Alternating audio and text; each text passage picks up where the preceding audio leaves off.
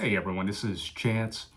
And what I wanted to talk about today, and just kind of on a mass scale, is this problem that kids that grew up poor constantly feeling behind. We, I grew up poor. When if you're watching this video, assuming you grew up poor as well, there's this feeling that even when we've reached levels of success financially, physically, emotionally, because I do believe that growing up poor is a traumatic experience. But there's this feeling that you're always behind, always behind. And I thought about this a lot, and I'm going to share with you what I thought. If you feel like you're always behind, that's because you're not looking at it from the perspective of the child that went through what you went through. You're starting to dissociate from being poor, from growing up poor. Like that part of you is not as close to you as you remember. Because I don't know if a lot of people went through what I went through, but like I grew up very financially illiterate. I didn't know anything about money. I didn't know anything about, I didn't even know what a savings account was, a 401k, what's that? A Roth IRA, like what's that? All I knew is that if you had enough money, you could open up a booth at the Jockey Lot Flea Market in Lafayette, Louisiana, and hopefully you could make more money than you spend. That was my financial education growing up. And my parents, at certain points, they did pretty well doing that. Like they did. I remember one year, it was like insane the ROI that they got. But it's not guaranteed that you make money that way, and also it's not sustainable long term, because what I've learned over the last few years of my life is that it's the slow and steady processes, like putting your money in a savings account, investing in your retirement because you're gonna want to retire at some point. Like that is going to be a reality. Your body, your physical being is going to break down, and you're not going to be able to work at the same level or intensity that you did before. And eventually, you're going to want some time just to be retired. And then, but also like not realizing that you went through something tough. You went through something hard. Growing up poor is, you have the educational aspect of it. You don't know how to escape this trap. And then you have the habits of the people that are around you. And that's, I hate to say it, that's the reason why you grew up poor to begin with, is that either they had really bad spending habits, they had gambling habits, they had, bad financial managing habits. They didn't save money. So you typically go off into life as a young adult. You go off into life doing the same thing that they did because that's kind of all you know. So it's like you didn't you're not behind. You know you're not nearly as behind as you think you are.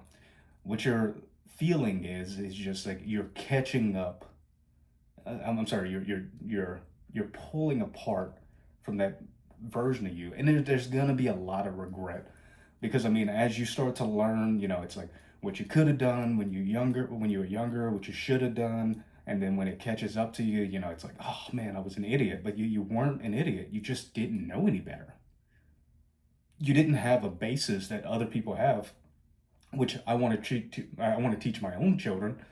Like that you can start investing at 18 years old with barely any money, and you can keep up that pattern for your entire life with barely any money. You start at $1,800 a month, you will be a millionaire.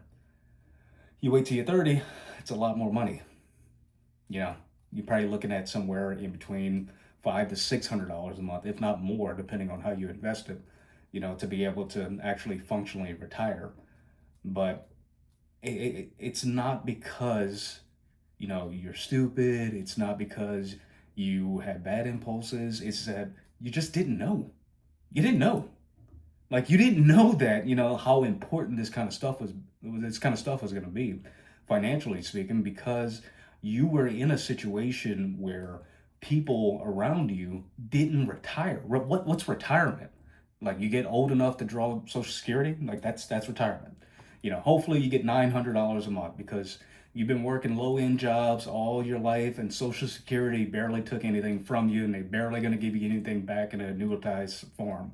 Like my father is getting like a couple $100 because like after he got hurt offshore, which was no fault of his own, but he worked a lot of jobs that were under the table, and those jobs didn't take Social Security. So now he's old and wants to get out of the workforce, but unfortunately he can't because he didn't contribute into it. And a lot of people end up in that situation, especially from my community, where they're older and the only thing that's keeping them afloat is financial assistance from the government. I know, but it's not much of a lifestyle. And typically, if you do live in a home with somebody, you're going to live in a home with several somebodies. It's tough. But I will criticize that I should have started my financial journey earlier with a caveat. I should have invested more in learning. Now, I grew skills. Like, I knew that skills were valuable. That's how I was going to make income. I invested in learning into sales. I invested in learning vehicles and cars, and invested in shaping my personality into being someone that was more likable in the dealership setting. But I didn't invest a lot of time into learning about retirement or learning about like how to make my money make money. It wasn't really until I started going to school for accounting a couple of years ago that I really kind of started looking into. I had more access to different things that were of more value to me from an investing point of view that were kind of shoved in my face, and I had to learn or I was going to fail. So like, and then I started getting more curious, and then I'm like, okay, well, I can do that. Like, I can invest $7,000 a year, into a Roth IRA. I can contribute 4% of my income into a um, into a into a 401k. Like I can do that because it's like my expenses are not very. I'm not a very like financially. I don't have a lot of wants. It's like I want to be good at my job. I want to make my fiance happy. I want my dog to be happy. And besides that, I'm good with some TV and a vacation probably twice a year for a couple of days. I don't really have much of a luxury item attachment. So like I'm pretty cheap. I've always been cheap. I think that's one of the things that kind of kept me from the poorhouse. But at the same time, it's something that I wrestle with too. Is feeling like I am behind, and I'm not. Because when I look at the average person that's my age, they are doing way worse than I am. But that feeling never goes away. It doesn't. It doesn't get better just because I've gotten better. Because it's like I am always thinking in the back of my head, if I had just started earlier, just started earlier. But I've come to the point where it's time to cut that off. You're doing okay. Like, you didn't know. Like, you were a child. And then even once you were an adult, you were an adult that wasn't prepared to go into this world. And don't blame your parents because their parents did the same thing to them. They didn't know any better. Most of them, they didn't know, I mean, there are some that knew better, but the majority of them didn't know any better either. They didn't have anyone to teach them. Like, I don't blame my parents for like us growing up poor. It was a mix of tragedy, my dad getting hurt from offshore, and then also bad financial planning because he was never taught by his parents. Like, it's just time to break the cycle, but don't place blame on anyone. you know, Unless it was like, okay, like your dad was a CPA and he knew everything what to do, but he chose not to because he had a bad gambling problem. Then yeah, that's his problem. Like he created that situation for everyone, including you and your siblings.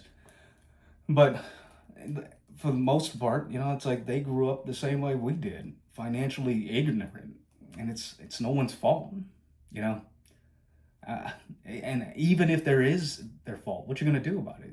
You still have to move on from that, and you still have to keep growing despite someone else putting you in that situation. Like if someone puts you in a hole, you don't expect them to get you out of it. You have to learn how to climb, step by step till you get out of it. But yeah, that's all I wanted to share. Don't feel like you're behind. Compared to who?